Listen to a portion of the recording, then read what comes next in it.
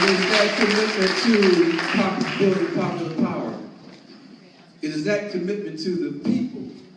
It is that understanding that we have to build a multinational movement here in this country based on the needs and the aspirations of working people that I joined this effort. It is that commitment that I stand here proudly and say to all of you, it is my honor to accept the nomination for the Vice Presidency of the United States from the Green Party.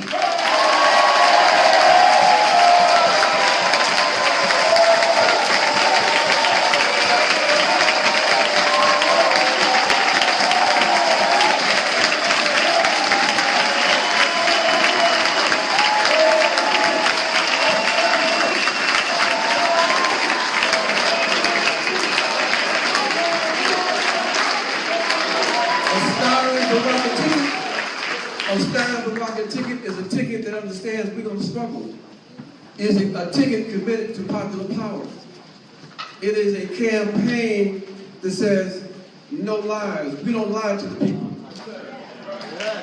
It's a campaign that says no compromise, no retreat, and no fear.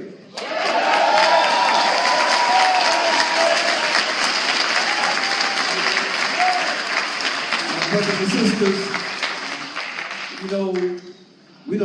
we're not in a position to determine the historical conditions that we are born in. But we can determine how we respond to those conditions. And for us, for many of us, we have determined that we are going to fight. So I stand here before you to tell you that the Stein-Baraka campaign, we are committed to the fight. We are committed to fight not just for you, but with you. We understand that it is a collective process. We understand that all we have to keep us back is ourselves. So I pledge to you, my brothers and sisters, that we're going to do all that we can to advance this movement. We're going to give it everything that we have. Yeah!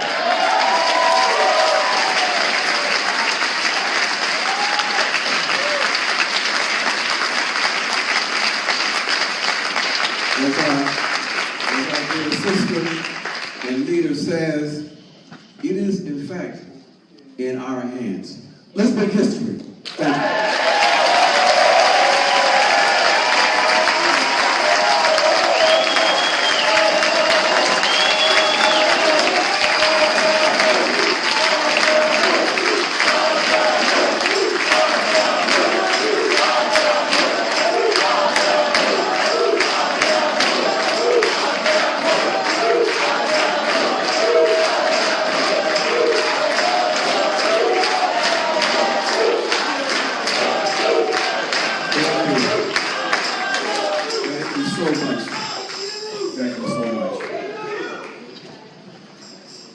Now, my friends, it is indeed my honor, my pleasure,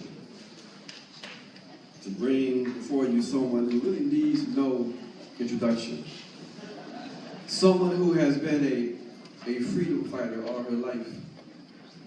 Someone who I've seen work night and day for all of us.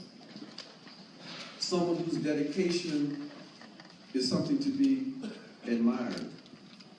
I've been on this adventure for just a couple of days, and I have even more respect for Dr. Stein now. So, with no more delay, please, my friends, brothers and sisters, join me in bringing out and showing our love for the next President of the United States, Dr. Jill Stein.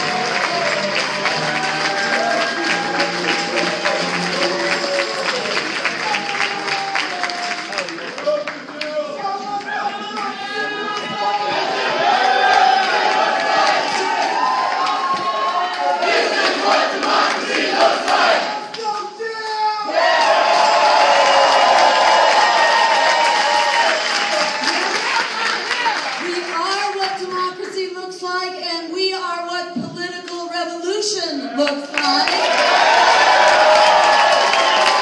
And thank every one of you. Thank you, Ajamu, for that incredible inspiration. Thank you to every one of you for being here and leading the charge for an America and a world that works for all of us.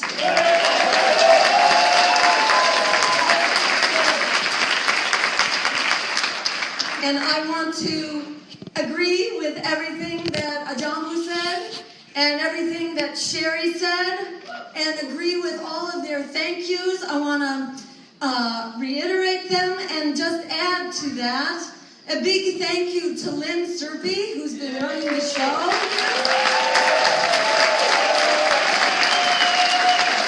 And a big thank you to Tama Yeager and to Hillary Kane and to the Harris County Green Party for making this amazing convention possible.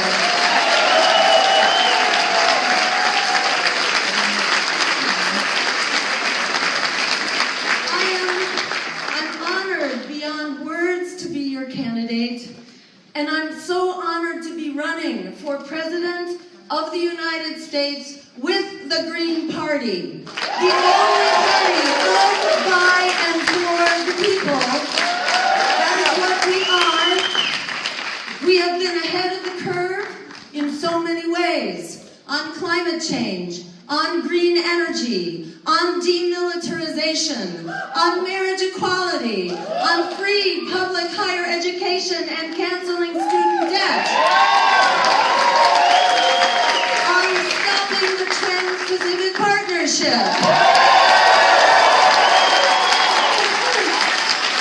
on ending the war on drugs and the incarceration state,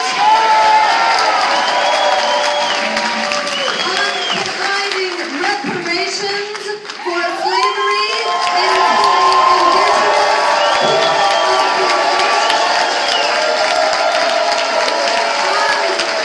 on opposing war crimes committed by Saudi Arabia in Yemen, and war crimes and occupation committed by the Israeli government in Gaza.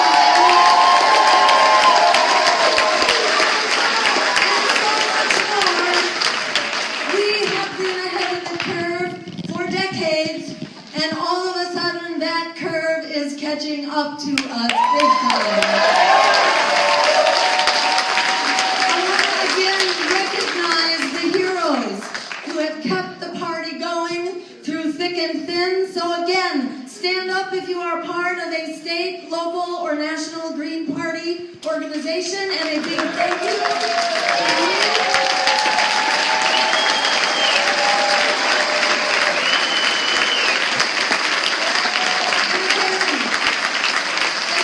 Thank you. It is such an honor to be also running in alliance with the Bernie Sanders movement.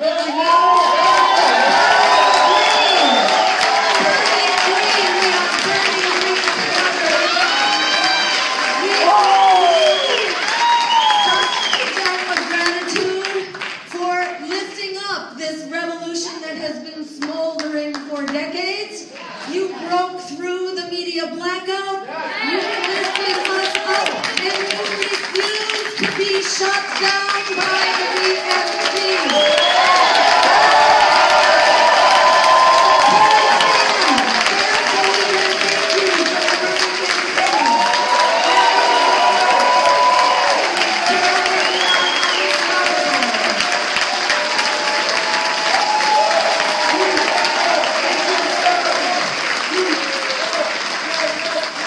It's an honor, again, to be running alongside of Ajamu Baraka, a powerhouse of human rights, who is a lifetime of dedication and his powerful voice. And I have to thank Cornell West, who has been an incredible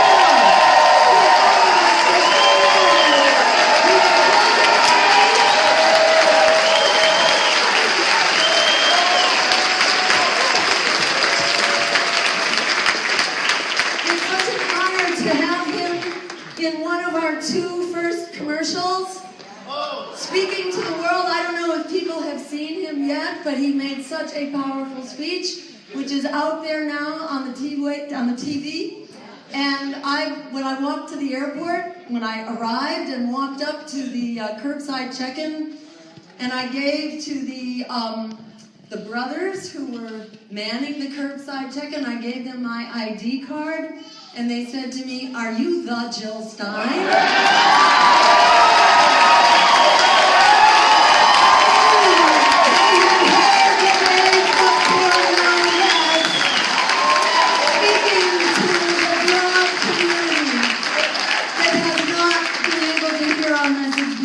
So thank you, brother. I am so inspired to have religion on this campaign.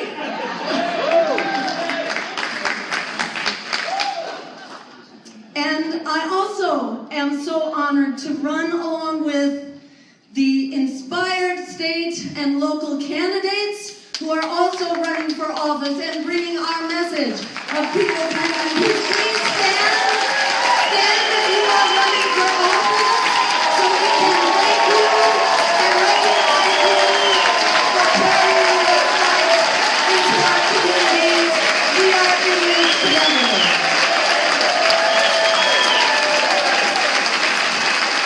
Thank you so much.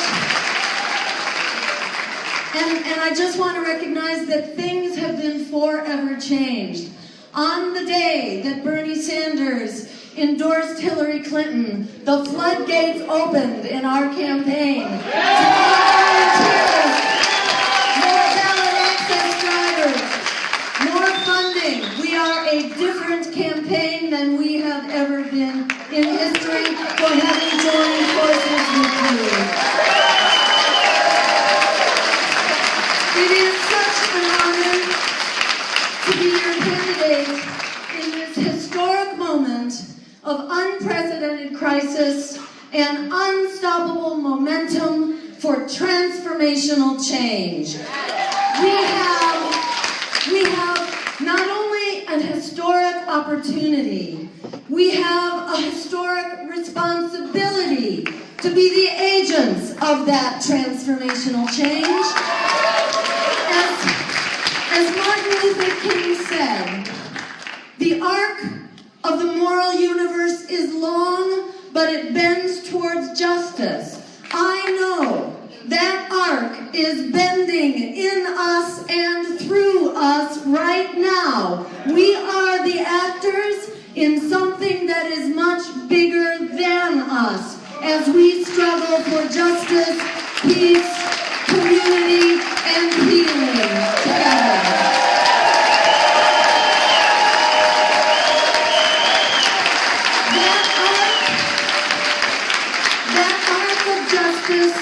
Is moving through us as we mobilize to ensure that every Black life matters and we end violent policing and broken windows policing.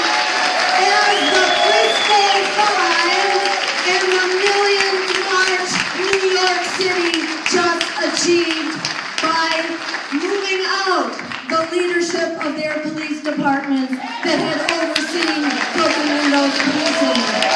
They are turning the tide in this crisis of racist policing.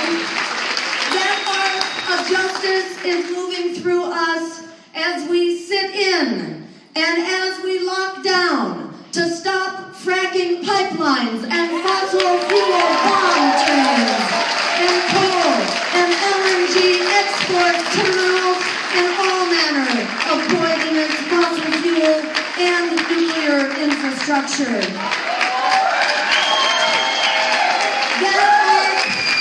That arc of justice was moving through us in Philadelphia like I have never seen. In the city of brotherly love, it was overrun by love in the streets, even inside of the DNC, as the Sanders campaign broke away from that corrupt and backstabbing DNC.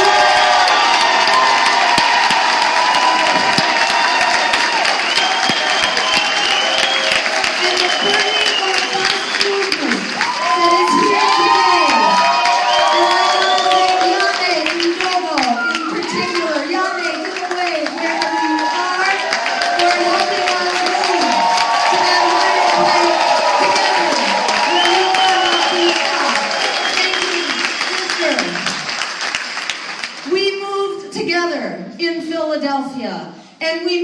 launched our campaigns in rally after rally, growing stronger by the hour. The power of this movement was clear, especially during our power rally at FDR Park. Who was there? Because it is not only us, and it is a sea of people as far as my eye could see, when nature erupted in thunder and lightning to say there is a big change coming. And as the heavens opened up and it poured down around us, we sought shelter because we were there inside of this little lightning rod of a tent out in the middle of this park, and the police said, hurry up, go underneath that underpass. So we just moved the rally, and we continued under the underpass with the lightning and the thunder and the rain because we cannot be stopped.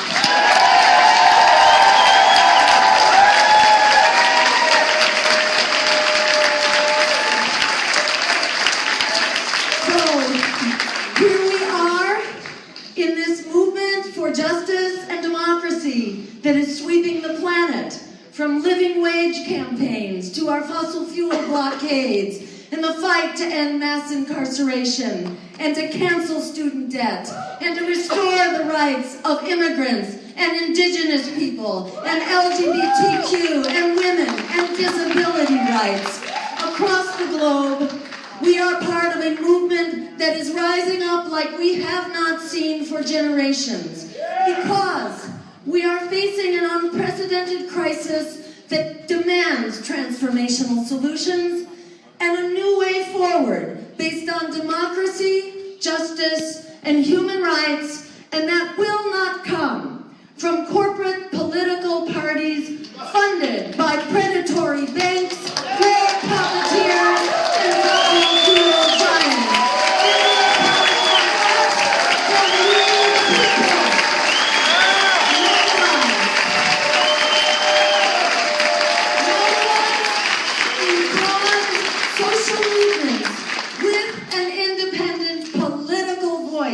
Because as Frederick Douglass said, power concedes nothing without a demand. It never has, it never will. We will be that demand.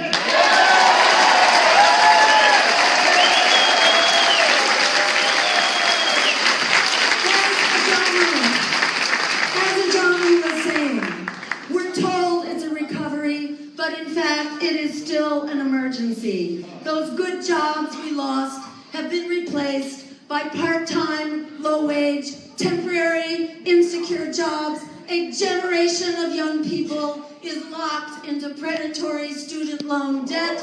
Black lives are on the firing line. Immigrants face mass deportation. Wars for oil are blowing back at us with a vengeance. And the climate meltdown threatens civilization as we know it in our lifetime.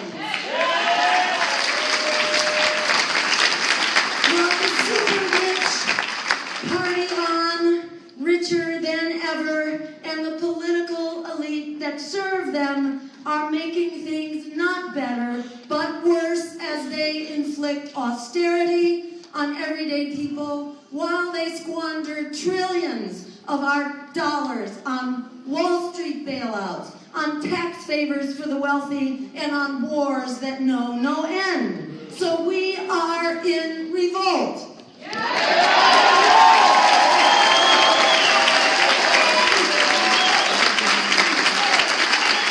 And the good news they don't want you to know is that we actually have the power to turn this around the minute we stand up with the courage of our convictions. Because we not only have the vision and the values of the American people that we reflect and that we lift up, but because we actually have the numbers to win the day. As you may know, there are 42 million young people and not so young people who are locked into predatory student loan debt. That is a winning plurality of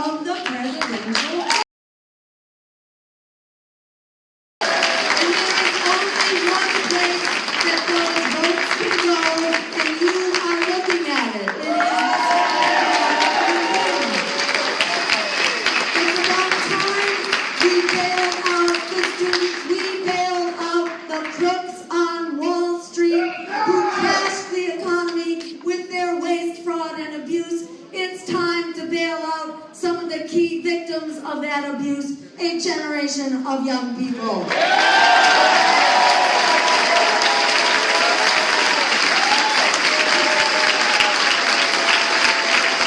We have the power.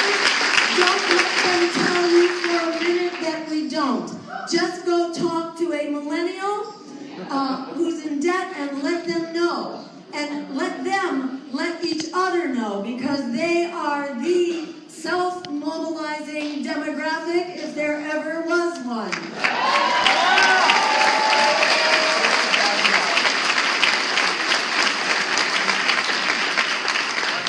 We also have the power to fix the other things that ail us. And by the way, ending student debt, canceling it, is our way forward. This is the gateway issue. Because who is it that actually leads the way forward on transformational change?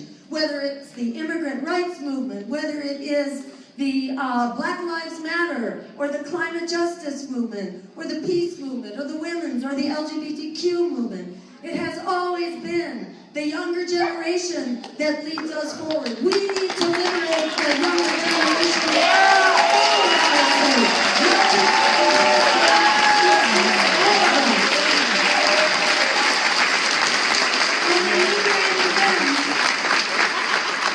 Which, by the way, is my first priority when we turn the White House into a green house. My first priority is to liberate that generation who can then take us forward. Are fighting for justice. That means an emergency jobs program that will also solve the emergency of climate change. A Green New Deal that will create 20 million jobs. That will create 100% clean and renewable energy by 2030.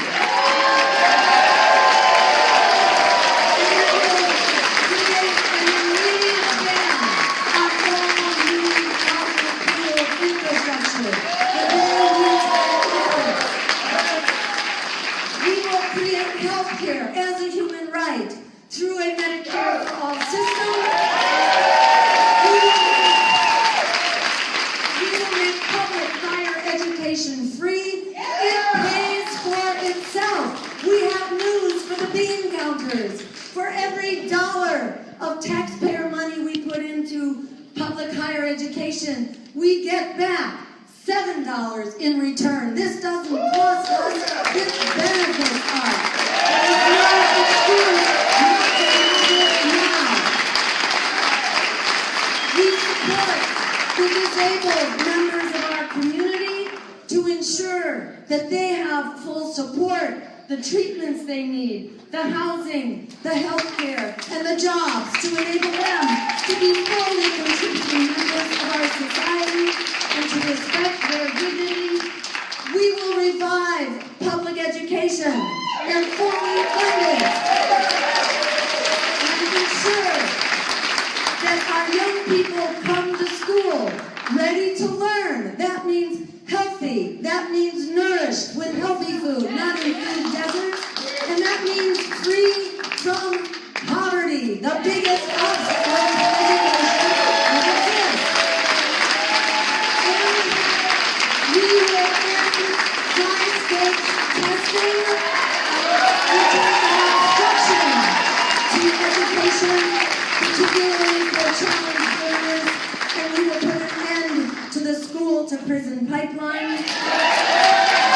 And we will end the closing of schools because they are poor or because they are Latino or in communities of color. We will support those schools, not shut them down. We will fund them.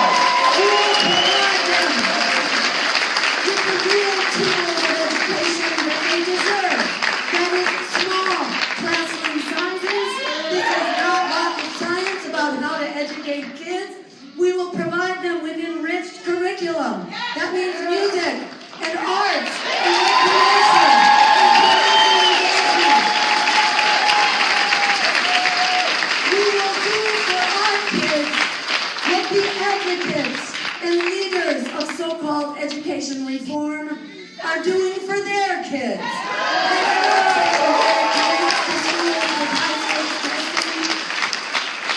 A couple other quick mentions because we're almost out of time.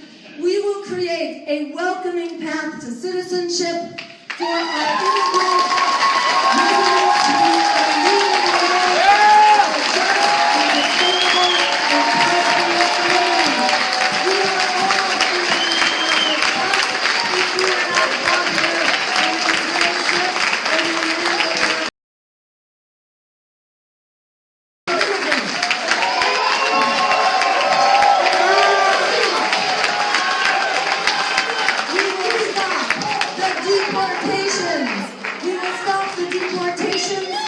detentions, and the night raids, which are a national failure, while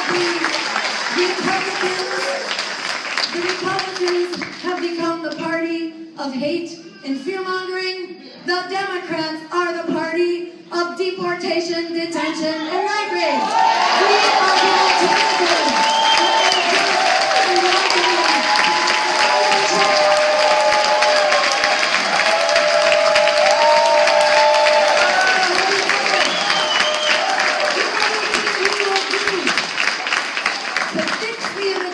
crisis is to stop causing it in the first place.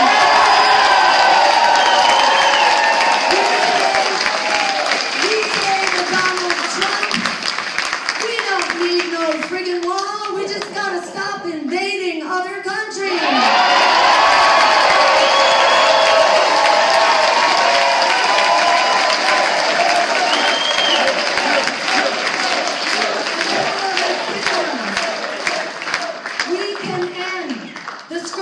Racist violence and brutality, not only in policing, but in our courts and in our prisons and in the economy at large.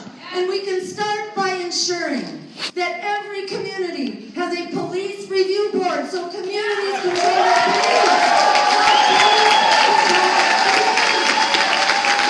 and we will ensure that every community has access.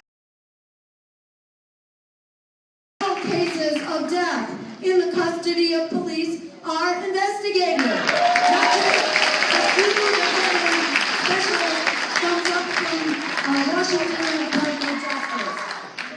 And we call for a Truth and Reconciliation Commission so we can get to the bottom of this crisis of racism and to provide reparations to acknowledge the enormous debt owed to the African American community for the unimaginable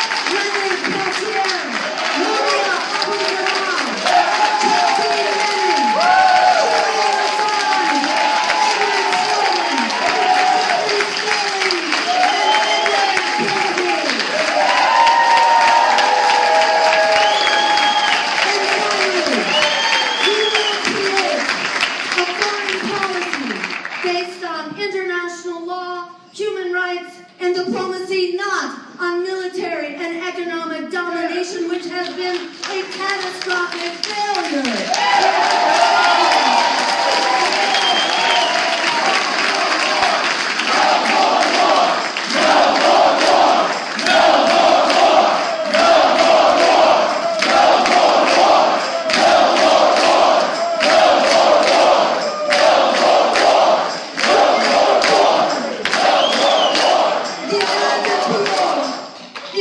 People deserve to know the truth about these wars.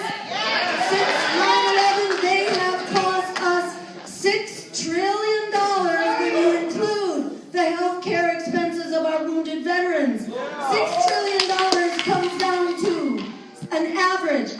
$75,000 per American household for wars that have not made us safer, that have only increased the terrorist threat, that have created failed states, and have created mass refugee migrations that are tearing apart the Middle East and Europe.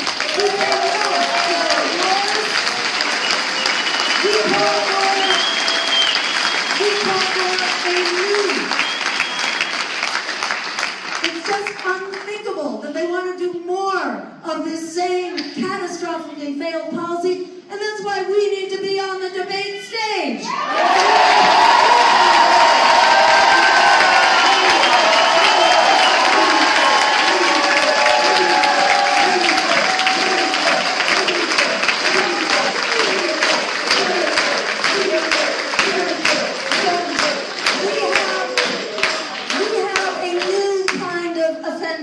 For the Middle East. It's called a peace offensive. It starts with a weapons embargo, since we are providing the majority of weapons to all combatants and see all sides. We can also shut down the flow of funding, which is coming largely from our allies, who have been partners with us in this, what shall we say, schizophrenic war on terror. Because with one hand, starting back in Afghanistan, where we and the Saudis created this great idea of the global terrorist enterprise that was created in order to help the Mujahideen fight against the Soviet Union. Well, this has come back to bite us in a very big way. And it's time to shut the whole enterprise down. Because with one hand, we and our allies are fighting it, but with another hand, we and our allies have been funding it, training it, and arming it. According to even Hillary Clinton herself, whose leaked memos from the State Department revealed that in Hillary Clinton's estimation, the Saudis are still the major funder of Sunni jihad forces around the world. We started this, we can shut it down. That is our answer to ISIS and to terrorism.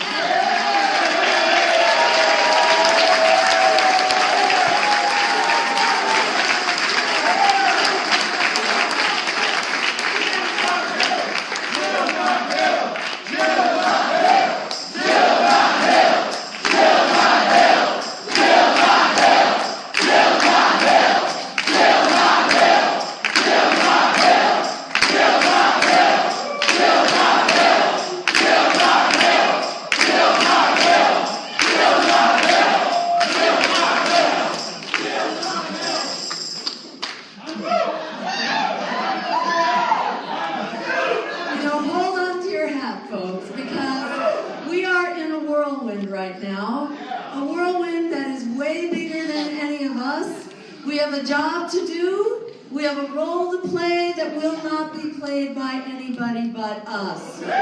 We are the ones we've been waiting for. When they tell us to, get out of the way because we're standing in the way of the lesser evil, the answer to that is that this politics of fear, which we've been told to bow down to, has only delivered everything we were afraid of.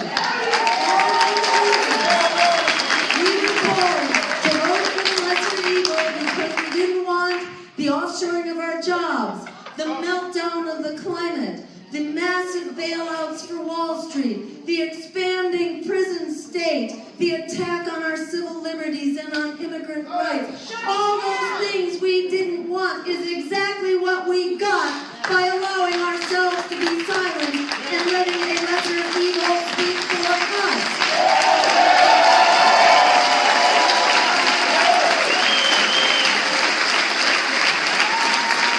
Remember, when they try to tell you you are powerless, remember what Alice Walker says. The biggest way people give up power is by not knowing we have it to start with. We are going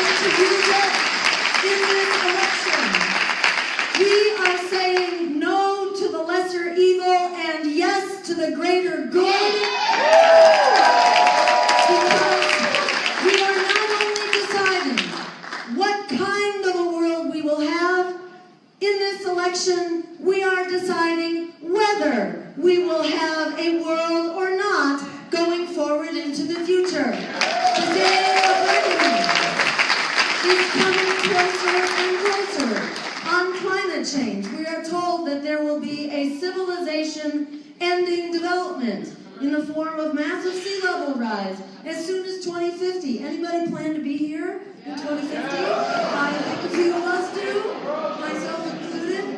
So we cannot wait, because we have to act now if we want to stop that sea level rise from happening in 2050. We need to declare a state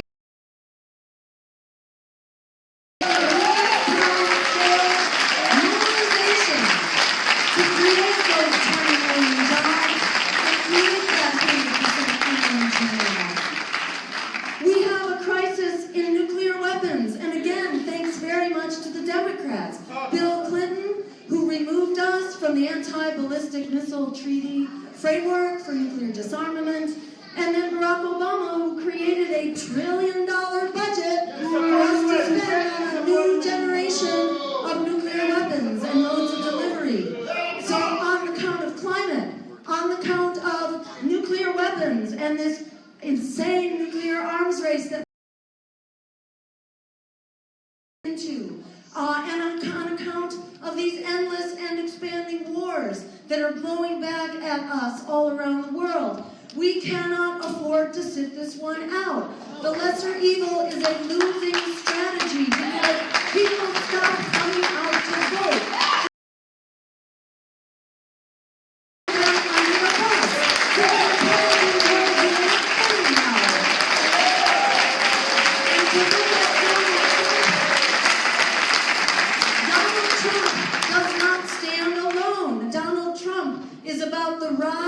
Right-wing extremism, not only in this country, but in Europe. And as Bernie Sanders himself so often said, the only solution to the likes of Donald Trump is a truly radical, progressive agenda that restores our needs and ends the economic misery that promotes the kinds of demagogues we are seeing in Donald Trump. We are the ones we've been waiting for. She is not the solution to Donald Trump. We are the ones waiting for. This is our moment. Together, we do have the power to create an America and a world that works for all of us. The power to create that world is not just in our hopes, it's not just in our dreams. Right here and now, it's in our hands. We will make this happen together. We are unstoppable. Thank you so much.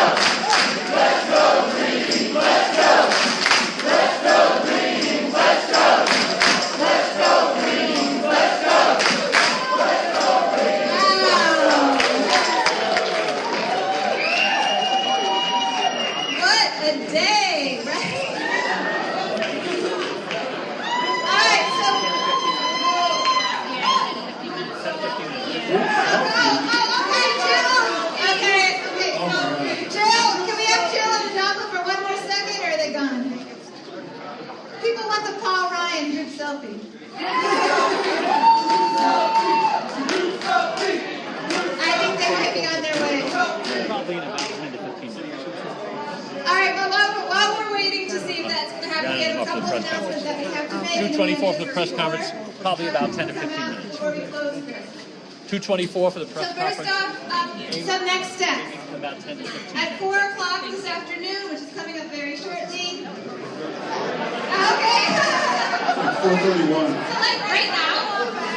Get to the time machine. As soon as this adjourns, on the second floor of the lobby. Bernier Bust and Greens are all invited to a meeting hosted by Yane and Nogo to talk about next steps and how we hit the ground running from here. So that's second floor lobby right after this. Also, Dr. Stein and Mr. Baraka are going to be heading to a press conference, so any press that's in the room, that's in room 224. You can join them there. Tonight at 7 o'clock is the Party for the Revolution.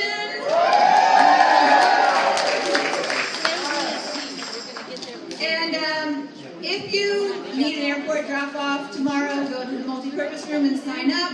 Don't forget that there is merchandise there as well.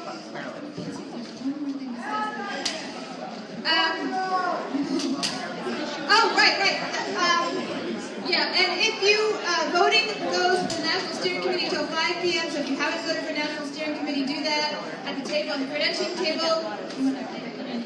Yeah, and definitely, well, we have everybody still in the room right now. There's a couple of things. It's business related.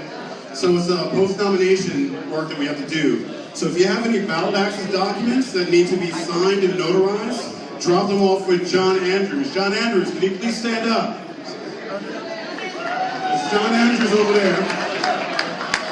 So you can leave them with him, or leave them in a drop-off envelope at the Stein table in the multi-purpose room in 237. Also, we'll get them signed and notarized. You can pick them up on Sunday morning. If you want to have them mailed back to you, provide your address on a sheet of paper and drop them off. Not done quite yet. Not done yet. It's important stuff.